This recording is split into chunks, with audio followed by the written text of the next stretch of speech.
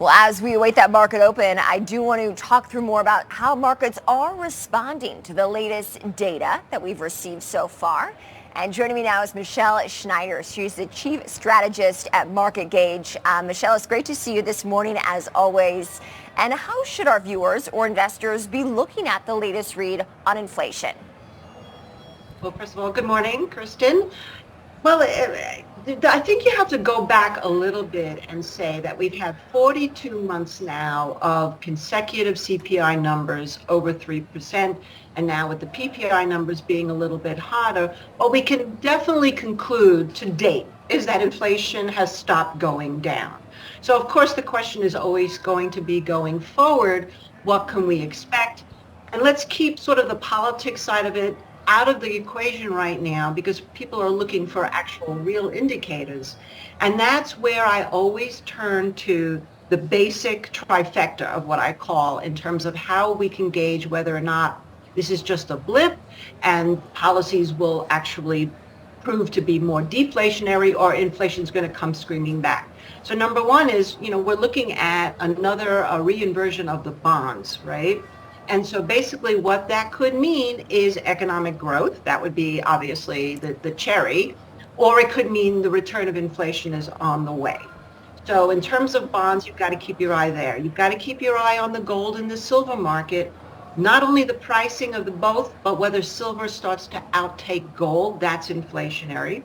You have to look at the dollar, which right now is not showing any signs of inflationary pressure. If anything, it's been incredibly strong.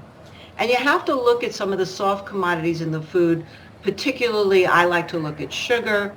It hasn't really gone down very much. And if you look at the agriculturals in general, there are pockets that are still screaming much higher, while others are still very low.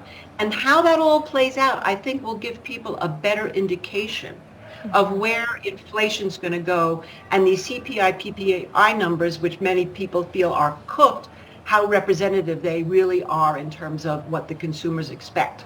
Interesting. So we had seen for at least consumer prices yesterday, Michelle, it was some of those costlier rents, for instance, that did send prices higher. We're heading into the holiday season. Now we have a new administration set to come into the Oval Office as of January 20th. I do see this morning, though, that traders are still pricing in another 1/4 percentage point rate cut come the Fed's next and final decision this year, which is in December. Based on the data, do you think that that is the right decision? Well, it's a very big house of cards right now. And by the way, services has been the stickiest in terms of the inflation, and that's something to watch. In terms of the Fed, some people will scratch their heads and say, well, why would they lower when we have stock prices at all-time highs? And certainly if you look at it like that as a generalist, that could be a question. But if you go under the surface, not all stock of the stock market is at all-time highs. And this is where I like to look at the key sectors, which would be the small caps, the retail, and the transportation. And though they've done well, they're not at all-time highs. Transportation is. So the question is, what would he be doing to anticipate lower rates?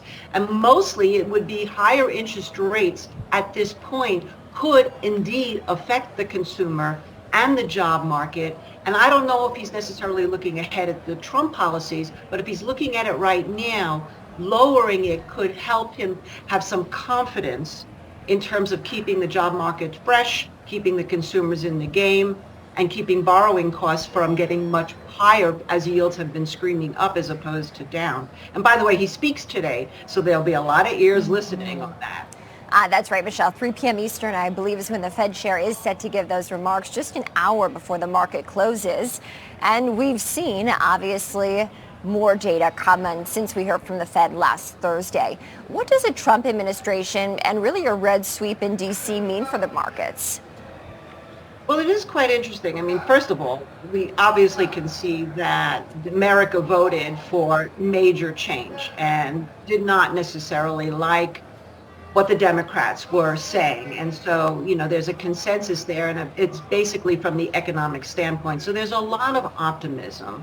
In terms of what it means for the market, we can see actual results right now that we can anticipate might or might not continue, of course, based on this inflation conversation we just had. But obviously, Bitcoin, I mean, that's been the big thing. So what is Trump going to get rid of capital gains tax on Bitcoin and cryptocurrencies? He said that today. So that could still be a big opportunity. If you're not into Bitcoin, then obviously you can look at some of the other altcoins. Ripple is one that we're very interested in. But also tariffs is going to be a big factor. And bringing everything back to the United States as much as possible. The question is going to be, can that actually be achieved without much higher costs for either A, raw materials, which would be inflationary, and if he can do it successfully with deportation and having enough people to fill the jobs, maybe more automation, it could be a really good year, especially if we calm things down geopolitically. So in essence, there's two aspects of the economy that drive besides the consumer. Obviously, interest rates would be one, but energy, and I think that's his biggest thing, is reducing energy costs, which could be a boon, but could also be, a curse in essence, because it could also gear towards recession. So there's a lot of stuff he's saying, but we don't really know how it's going to play out, which is why I go back to those indicators I said at the beginning. Watch the consumer, most importantly. Of course, fractional gains at the open. Between our earlier segment and this market open, I was joined by J.D. Durkin, a political expert, to talk more about Trump's cabinet, how the building out of this cabinet might have an impact. Do you see a business impact at play here? Well, one thing that I read today was that I hadn't really put together until I saw it is that his cabinet is very much millennial. So it is encouraging to see that we're getting a younger generation coming in to gain the experience in terms of being able to run the country, the government, the economy, and so on. So I think that's a positive. That's a real positive. So what does that mean in that if we do manage to achieve some of the objectives like cutting back on government spending, reducing the debt, and I'm not even going to go into the lofty calls that we have. Even any change would be a positive change there.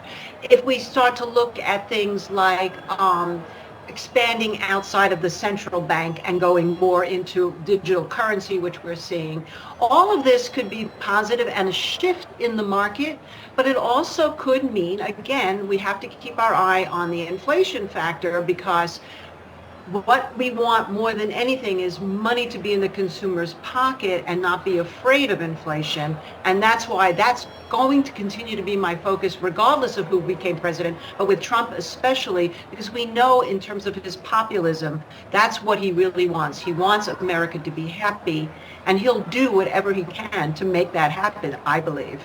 So, Michelle, with yields rising in recent weeks, do you see opportunity in the bond market? Well, as we mentioned in the first segment, the bond yields have been high, and in fact, they're actually delivering a higher return right now than stocks, which is very interesting, because if that's sustained, then we might see people pile more into a bond type of situation, a fixed income, rather than stocks. But I wouldn't worry about that, because it seems to me that the Fed will probably cut. And if that's the case, they're going to then reverse things where the long bonds could continue now to rise and the yields could continue to fall. So that could be the better opportunity. I just think it's a little too soon to say jump in and buy long bonds, or do the opposite of what a lot of people like Druckenmiller have done, short the long bonds, anticipating that will stay higher for longer because of the fear of inflation. This is a really interesting point right here, I think. So I would do nothing in terms of the bond market. I think we'll know soon enough if the TLTs start really catching a bid and the bottom is actually in at around 88, 89, and we can get back through 95, then I would start to think, yeah, there's your opportunity. And then, of course, what does that mean in terms of the trickling effect? Obviously, probably bullish for metals, energy, and other commodities. So as this post-election rally, Michelle, has stalled, do you think what does that mean, basically? I guess I'm wondering for investors. I mean, is it a natural consolidation phase, or is it something else? Well, right now, I don't see any real major risk happening right here at the moment. In fact, the stall, if it's more in the tech space, is probably healthier, because what we want to see is money rotate into small caps, into retail, into transportation, into the banking sector, into the areas that are more US centric. And that's what we're seeing right now. So that has to continue. Let's look at XRT. That's my favorite. I call that the grandma of the US economy.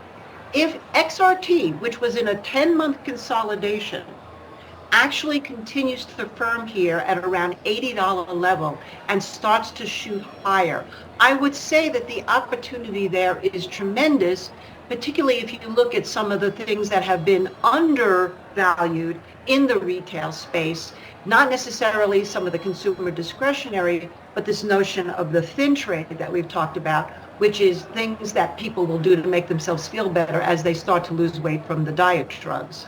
Yeah, I see XRT opening up about 0.7% higher here, Michelle, as you referenced earlier, for our viewers following along, of course, on their own programs. But Michelle Schneider, we got to leave it there. Thank you so much. Great to see you as always. Michelle's the chief strategist at MarketGauge.com. Have a great day. All right. Well, we are officially